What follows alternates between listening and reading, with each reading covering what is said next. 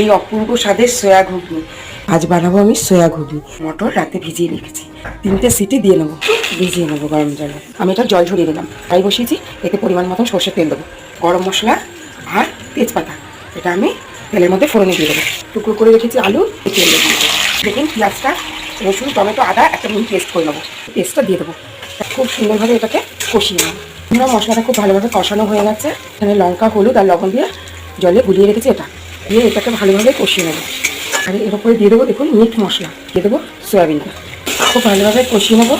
খানিকটা পরিমাণ চিনি দিয়ে দেবো, মটরটা সেদ্ধ করে রেখেছিলাম ওইটা। এটা ফুটে উঠলেই আমি কিছু মশলা দিয়ে নামিয়ে দেবো। এটাকে ঢাকা চাপা দিয়ে আমি কিছুক্ষণ হতে দেবো। রেডি হয়ে গেছে আমাদের ঘুগনি। মানে 4 চামচের 1 চামচ পরিমাণে আটা জলে গুলিয়ে রেখেছি, এটা দিয়ে দেবো। জিরে, ধনে, তেজপাতা আর এলাচ, দারচিনি একসাথে শুকনো খোলায় ভেজে গুলিয়ে রেখেছি। এই মশলাটা এর উপরে দিয়ে দিলে একদম রেডি হয়ে গেছে বন্ধুরা এই অপূর্ব স্বাদের সয়া ঘুগনি।